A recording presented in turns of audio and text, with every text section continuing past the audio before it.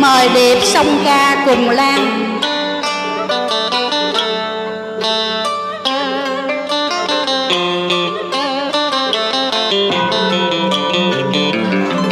Nơi thiện an cơn gió lay lá vàng, chuông chiều ngân vang xiết bao ngơ ngàng ngậm ngùi chỉ cho đắng cay bé bàng.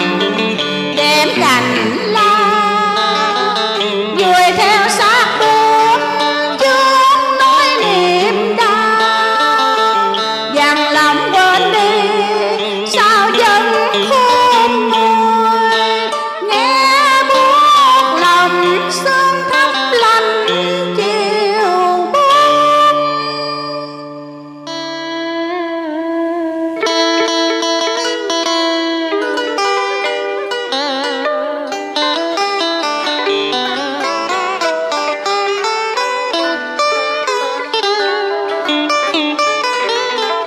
Chốn an thiền trang nghiêm thanh tịnh, người con gái tên Lan tôi chưa nghe qua, xin thí chủ hãy tìm nơi khác.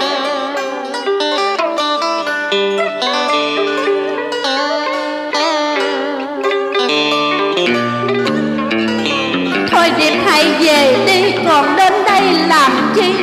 Khi sự thật đã qua rõ ràng, đừng để cho Lan phải mang nhiều khổ ly.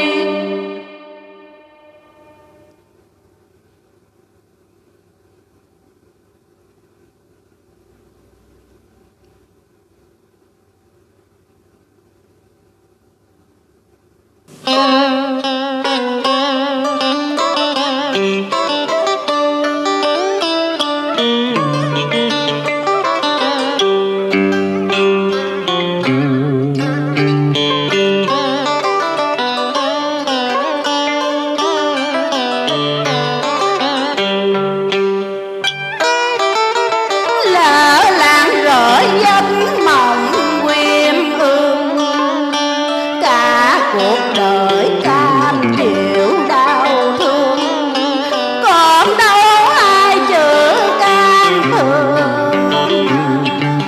Thôi xin đừng dân dương,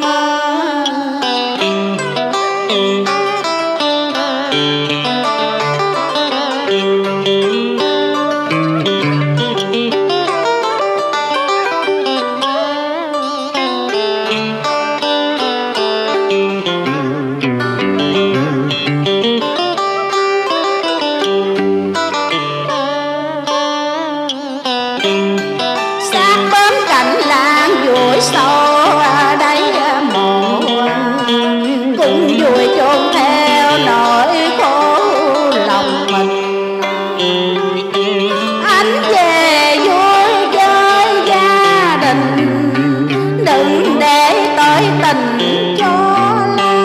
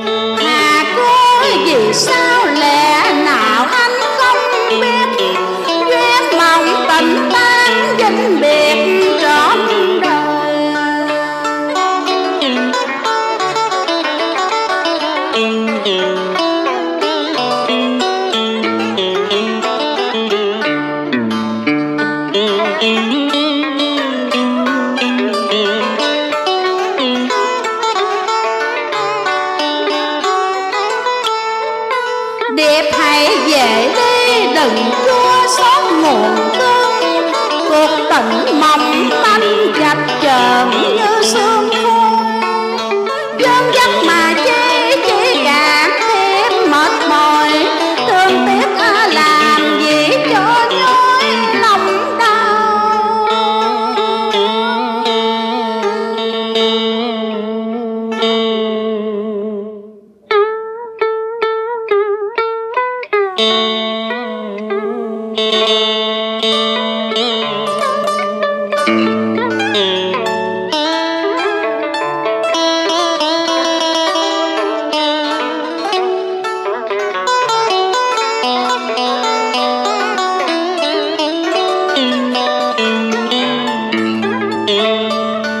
Em đã đau khổ đến như vậy rồi, anh còn chưa vừa bụng nữa sao?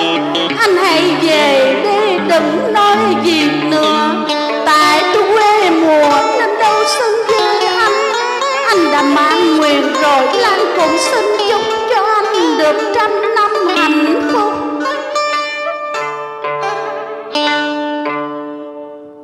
Anh còn tìm Lan chi nữa, một khi đã rỡ ràng duyên phận thì thôi, điệp hãy quay về, xin chớ não nề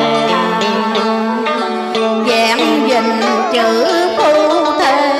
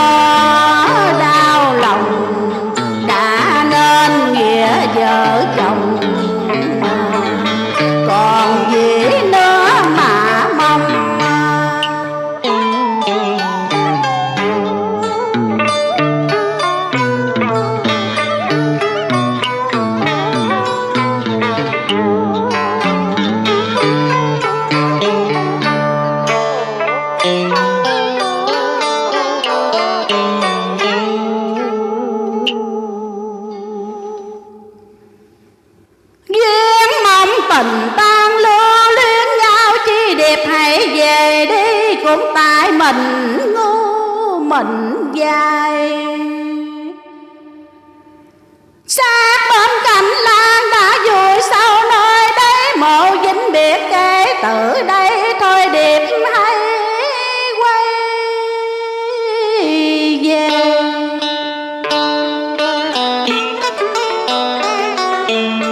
Chúc mừng cho anh gia đạo đã yên bề, mãi mãi từ nay không còn gặp nhau nữa, trả lại cho nhau lời hứa ngày xưa. Em cũng không còn chờ đợi đâu rồi đưa, số phận hạnh yêu nên duyên thừa cam chiều. Tình đã trái ngang thôi đừng gian chiêu, tai tiếng dẹm pha có ai hiểu cho mình.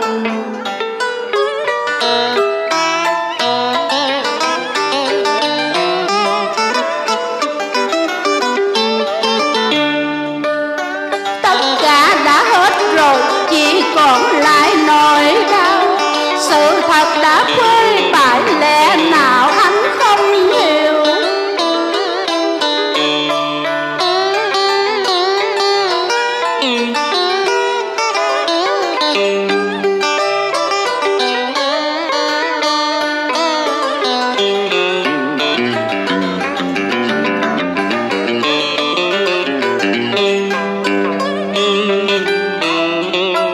Hãy về vì vợ hiền đoạn duyên vui thu, cuộc đời làm như liễu rượu đêm sương. Xin đừng chua xót tiếc thương, đời Lan khổ theo gió sương am thiền.